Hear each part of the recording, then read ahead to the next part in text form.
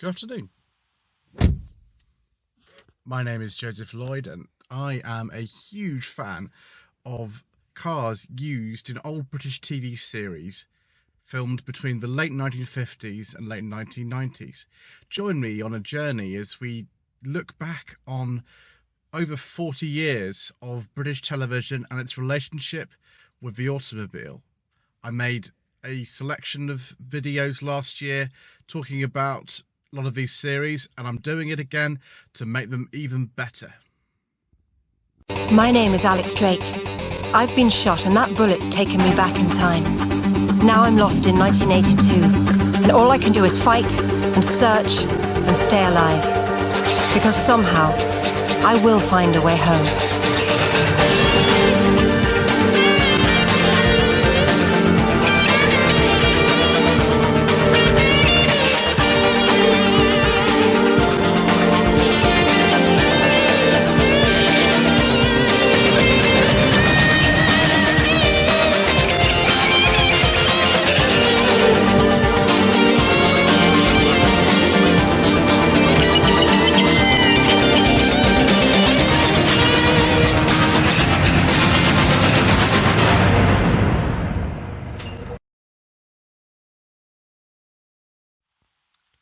Well, once again, the fans have asked for it, and I shall deliver.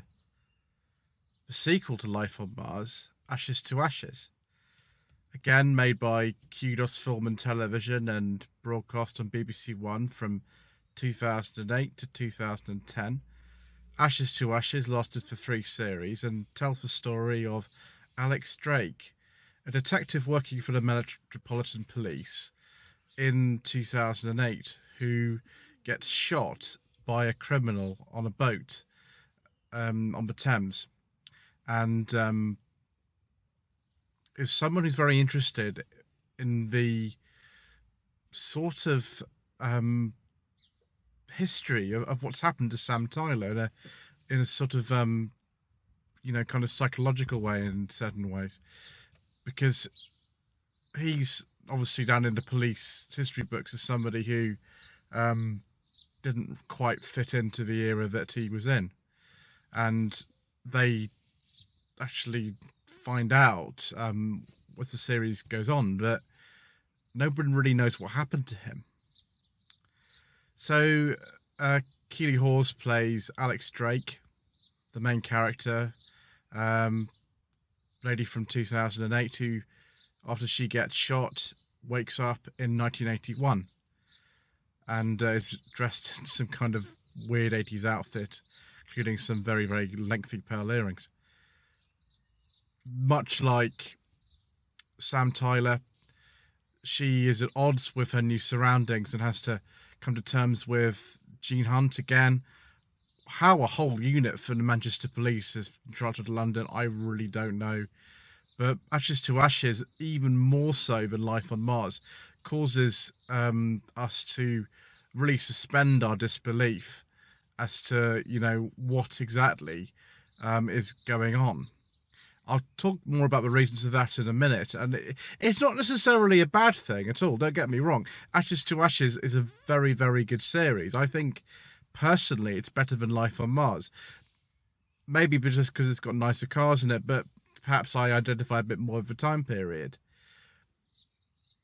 With Gene Hunt transferred down from Manchester to London are Ray Carling, played by Dean Andrews, and Chris Skelton, played by Marshall Lancaster. In later episodes of the series, there is Shaz, who is played by Montserrat Lombard, which is a very, very interesting name. Never found out the origin of that myself. And they all work together for, I think it's called the Fenchurch District of the Metropolitan Police. Now that means a lot of filming done in the City of London on a Sunday when the City of London is pretty empty. My former housemate, when I used to live in Epsom before I was married, worked in the City of London, and sometimes he'd take me there at a weekend and it was bizarrely empty. And you see a lot of kind of the posts and things like that from the City of London in some of the shots. So they clearly did film in that particular area.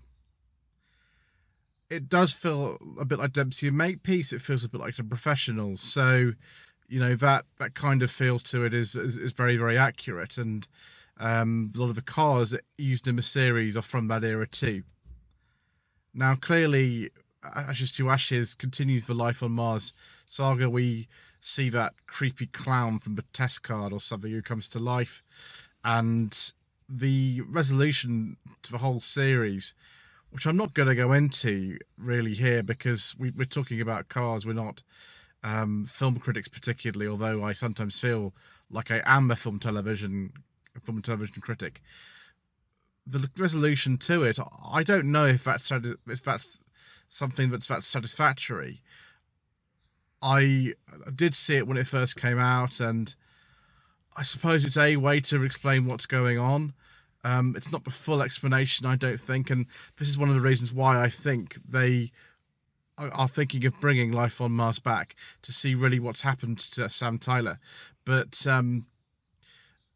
it is something that wraps it up, and I'm interested to hear your views as to whether or not this is an appropriate ending for what is actually 5 series, 2 for Life on Mars and 3 for Ashes to Ashes.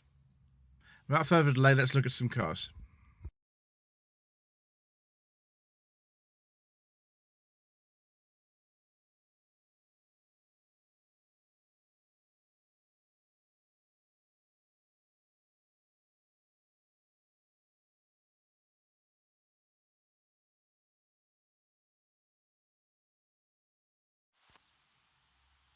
So, the main car used in Ashes to Ashes is the Audi Quattro. I think virtually everybody who would be watching this video would know that. But I want to just address something that I have personal experience of first. In the first episode of the 3rd series, there's a Volvo 240 Estate. Now, the plates they've put on that, I think, are from the early 80s, but the car is clearly much later than that. Because I used to have in my family a 1989 Volvo 240 GL Estate in that particular colour, I can tell you that car is probably 1989 or later. Some sources have even said it's a 1992, but I wouldn't be able to say that. They've changed some elements of the car. It's got wheel trims from a GLE model. I think it's a GL, but the GLE was discontinued by 1992, so I think it's maybe an 89, I don't know. But this calls into sort of question so many things about Ashes to Ashes, where looking at the series, the first series is 81, the second is 82, and the third's 83. We see so many discrepancies between all the cars. Now, I'm not saying that this is a particular fault of the producers, because trying to find cars which fit the time period and can be used, and in some cases crashed, and find duplicate cars and things is very difficult. But there are a lot of inconsistencies with that, a lot of false plates, a lot of kind of trims and facelifts that don't match up. So if that happens, just this is my rant where I talk about it. I'm not going to mention it too much more, apart from right at the end where things get pretty ugly. So the main car used in Ashes to Ashes is a 1983 Audi Quattro. It's supposed to be an 81 model because right-hand drive didn't come till 83. But there were 2 different cars used in this series. The main one was APH55Y, and that was sold at auction in 2014 for £38,600. The car that got shot up in one of the episodes is a 1983 model again, but it's a different one. That's actually been restored as well. HWX 930Y. That again was sold at auction in 2014 for £15,100. The APH 55Y car, the main one, that was in better condition than the other one. In the 5th episode of the first series, there's a very nice 1980 BMW 728i GGM 155V. In the 2nd episode of the first series, there's a nice DeLorean, a DMC-12, of course. It's an 81, that particular car, a VRH 732W. In the 8th episode of the first series, there's a car that's actually been in other series as well. It was featured in The Wrong Manse, which could possibly be a series I could talk about, but it's a bit too late. It's about 2014 or something, or thereabouts, so far too late for me, because although I tend to talk about series from before 2000. Ashes to Ashes is set up in the 1980s, and though it's perfectly acceptable for me to talk about it, but that might be a bit too late. That's got a false plate, Ashes to Ashes. It's used in the 8th episode of the first series. It's a Mark III Ford Escort gear, believed to 1.6 with a CVH engine. The false plate doesn't really matter, but the real one's LHY883Y. You can see that in The Wrong Manse. I put the real plate on that then. In the second series, there is a 1982 Ford Granada 2.8 injection, not an Injection S. It's the facelift Ford Granada Mark II. I don't know what the real plate is. That's used number 6 from the 8th episode of the second series. It's a sort of black one with a red stripe. And in the third episode of the first series, there's a 1984 Ford Transit Mark II. Again, that car shouldn't be in the series. It's one facelift too far.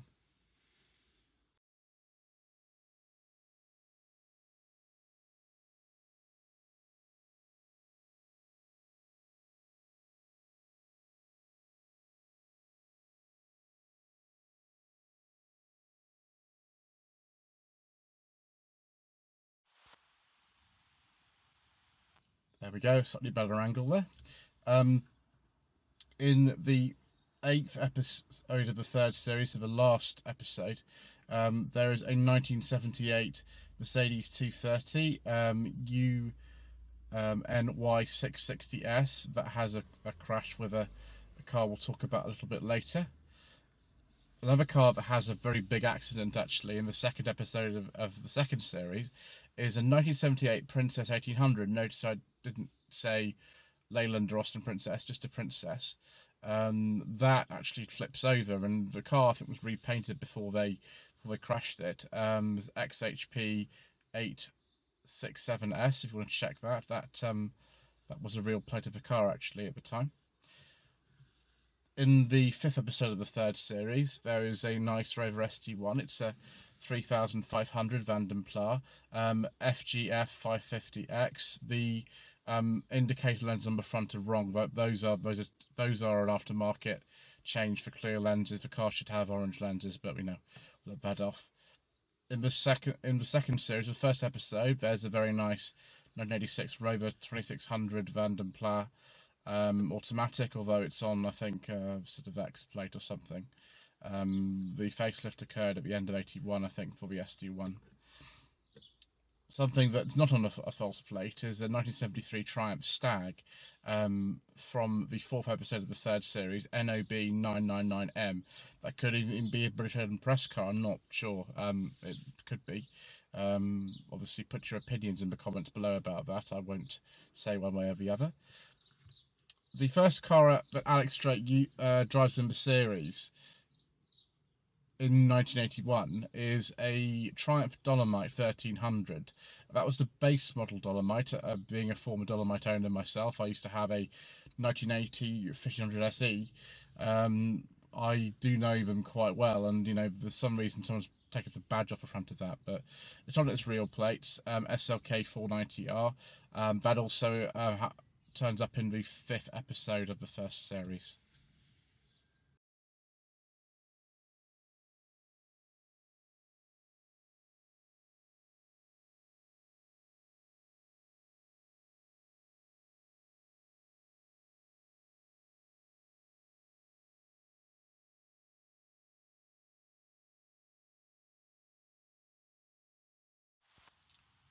So looking at other Dolomites used in the series, in the 6th episode of the second series of Ashes to Ashes, there is this huge, big usage of what actually was 3 different cars. It's based on a 1981 Triumph Dolomite 1850 HL YVA 356W. and there were a couple of other cars used to stand in for it, which looked identical pretty much, apart from certain differences like the fog lights and things on the back. MLM 317V and UTU 127V.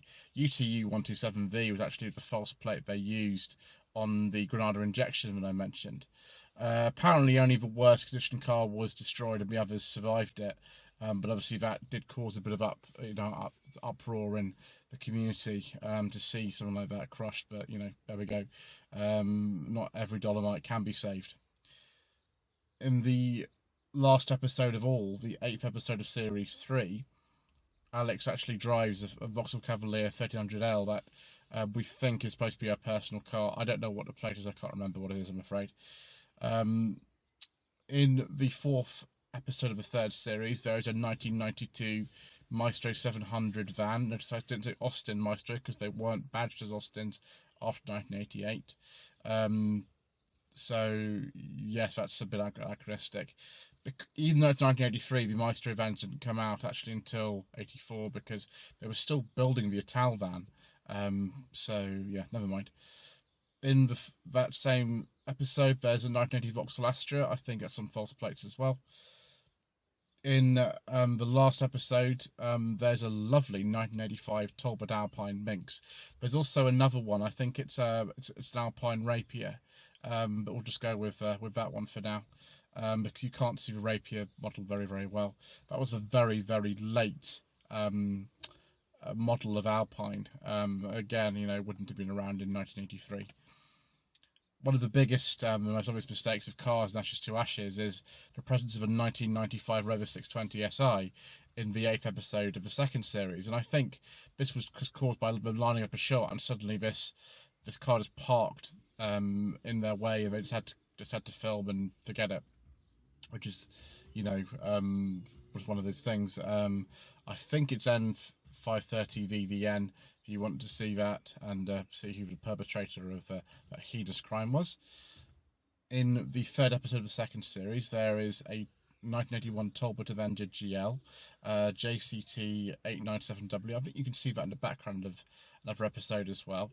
Clearly, the people who run the Talbot Owners Club were very, very, very prevalent in getting their cars featured in Ashes to Ashes.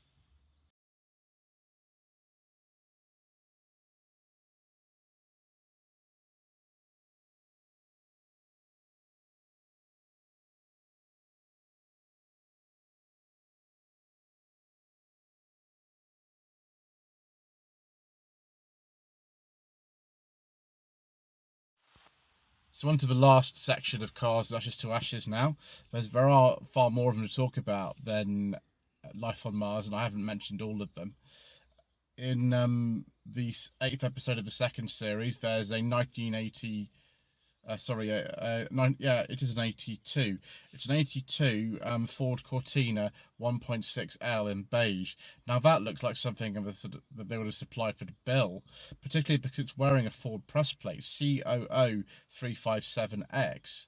I can't, again, confirm or deny that's a Ford press plate. Perhaps somebody would tell me, but it's so similar to the plate that they used in the professionals on one of the Caprice.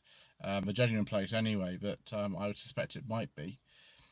That car, by the way, that crashes into the Mercedes 230 I mentioned earlier in the 8th episode of the 3rd series, is a 1979 Datsun Cherry LYD82V.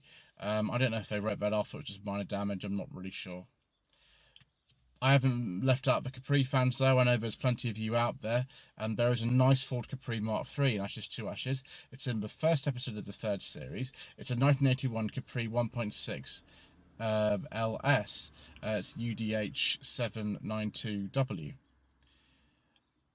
There's another Cortina in the 7th episode of the 1st series, but bizarrely carries a bathtub on the top of it. I don't remember why that is, but I'm sure somebody in the comments will tell me.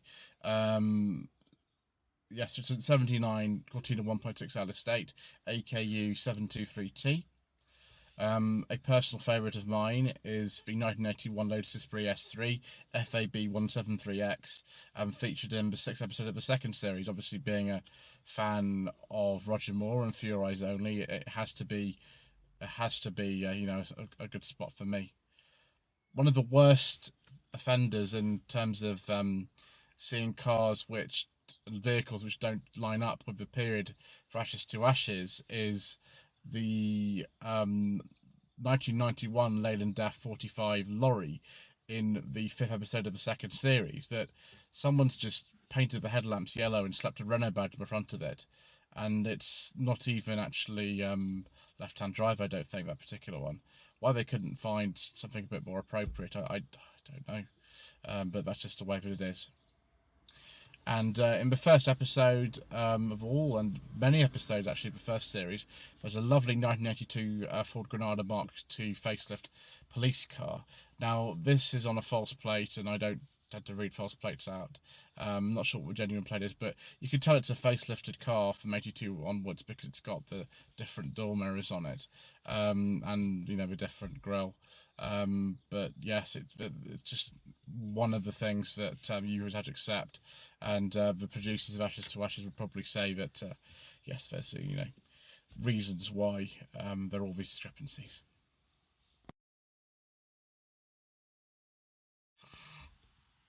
I don't think you need me to tell you if Ashes to Ashes is worth watching today. Of course it is. There's plenty of wonderful cars in it, even if some of them aren't exactly accurate. That's just the way that these things go. It's an interesting premise. It's very strongly acted. Keeley Hawes is good as well. Philip Glennister is iconic. I mean, what was more to say about that? Anyway, don't forget to subscribe for more Cars and Television. There is a big playlist now of all these episodes that I've done about Cars and Television if you want to take a look. And don't forget to like this video, leave a comment below, and subscribe to the channel if you haven't already done so anyway. I've got an Instagram page. It's instagram.com/Lloyd_vehicle_consulting, and a Facebook page too, www.facebook.com/Lloyd Vehicle Consulting. Thank you ever so much indeed for watching.